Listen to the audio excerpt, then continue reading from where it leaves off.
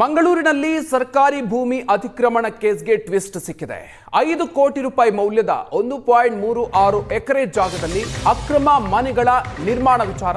Speaker UT Khader ಕ್ಷೇತ್ರದಲ್ಲಿ ಅಧಿಕಾರಿಗಳು versus BJP ಅನ್ನೋ ಥರಾಗಿದೆ.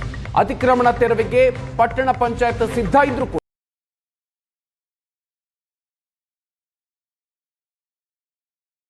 ಅಧಿಕಾರಿಗಳು ರಾಜಕೀಯ ಪ್ರಭಾವದಿಂದ ಭೂಮಾಫಿಯಾಗೆ ಅಧಿಕಾರಿಗಳು ಶರಣಾದ್ರ ಅನ್ನುವಂತಹ ಅನುಮಾನಗಳು ವ್ಯಕ್ತವಾಗ್ತಾ ಇದೆ. ಸರ್ಕಾರಿ ಭೂಮಿ ಅತಿಕ್ರಮಣದ ಬಗ್ಗೆ ಏಷ್ಯಾನೆಟ್ ಸುವರ್ಣ ನ್ಯೂಸ್ ವರದಿಯನ್ನ ಬಿತ್ತರಿಸಿತ್ತು. ಸುವರ್ಣ ನ್ಯೂಸ್ ವರದಿಯ ಬೆನ್ನಲ್ಲೇ ಪಟ್ಟಣ ಪಂಚಾಯತ್ ಎಚ್ಚೆತ್ತುಕೊಂಡಿದೆ. ಉಳ್ಳಾಲ ತಹಶೀಲ್ದಾರ್ ಪಟ್ಟಣ ಪಂಚಾಯತ್ ಮುಖ್ಯಾಧಿಕಾರಿ ವಿರುದ್ಧ ಡಿಸಿಗೆ ದೂರನ್ನ ಕೊಡಲಾಗಿದೆ. ಸೂಚನಾ ಫಲಕ ಹಾಕಿದ್ರೂ ಕೂಡ ಅನಧಿಕೃತ ಕಟ್ಟಡವನ್ನ ನಿರ್ಮಾಣ ಮಾಡಿದ್ದಾರೆ. ಅತಿಕ್ರಮಣ ತೆರವಿಗೆ ಅಧಿಕಾರಿಗಳು ಮೀನಾಮೇಷ ಮಾಡ್ತಿದ್ದಾರೆ.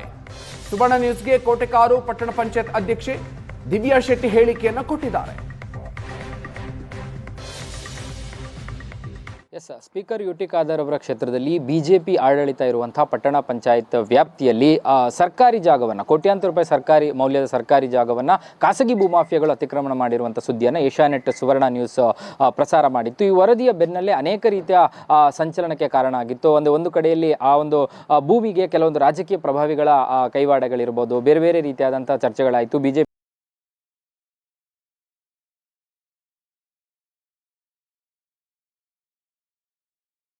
ಅಧಿಕಾರಿಗಳು ಎಕ್ಸಿಕ್ಯೂಟ್ ಮಾಡಬೇಕಾದಂಥ ಅಧಿಕಾರಿಗಳ ವಿರುದ್ಧ ಕ್ರಮಕ್ಕೆ ಮತ್ತು ಅದನ್ನು ತೆರವು ಮಾಡಲಿಕ್ಕೆ ಸಂಬಂಧಪಟ್ಟಂತೆ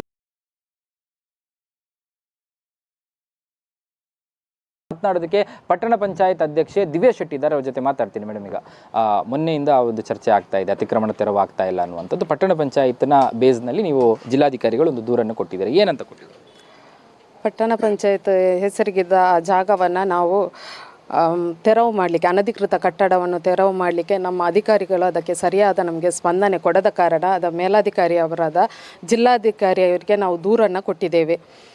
ಅದಕ್ಕೆ ಜಿಲ್ಲಾಧಿಕಾರಿಯವರು ತಹಶೀಲ್ದಾರ್ ಹಾಗೂ ಮುಖ್ಯಾಧಿಕಾರಿಯವರಿಗೆ ಇದರ ಬಗ್ಗೆ ನಾನು ಚರ್ಚಿಸ್ತೇನೆ ಅಂತ ಹೇಳಿದ್ದಾರೆ. ಅದನ್ನು ತೆರವುಗೊಳಿಸುವಂತಹ ಭರವಸೆಯನ್ನು ಜಿಲ್ಲಾಧಿಕಾರಿಯವರು ಕೊಟ್ಟಿದ್ದಾರೆ. ಹಾಗೆ ನಮ್ಮ ಮುಖ್ಯಾಧಿಕಾರಿ ಹೇಳಿದ್ದಾರೆ, ಇದರ ಬಗ್ಗೆ ನೀವು ಯಾವುದು ಟೆನ್ಷನ್ ಮಾಡಬೇಡಿ, ಇದನ್ನು ತೆರೆಸುವಂತಹ ಜವಾಬ್ದಾರಿ ನನ್ನದು.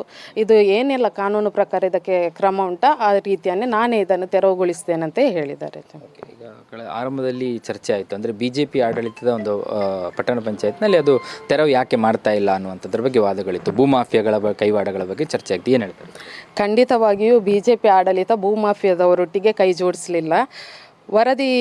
ಮಾಧ್ಯಮದಲ್ಲಿ ವರದಿ ಬಂದ ನಂತರ ನಮಗೆ ಕೂಡ ತುಂಬ ಬೇಸರ ಆಯಿತು. ನಾವು ಪ್ರಥಮ ಸಾಮಾನ್ಯ ಸಭೆಯಲ್ಲೇ ನಾವು ಅದನ್ನು ತೆರವು ಮಾಡುವಂತೆ ನಿರ್ಣಯ ಮಾಡಿದ್ದೇವೆ. ನಮಗೆ ಅದಕ್ಕೆ ಕಾನೂನಲ್ಲಿ ಸ್ವಲ್ಪ ಯಾವುದೆಲ್ಲ ಅದಕ್ಕೆ ಕಾನೂನು ಪ್ರಕಾರ ಕ್ರಮ ಉಂಟು ಅದನ್ನು ಮಾಡಿದ ನಂತರನೇ ತೆರವು ಮಾಡಬೇಕು.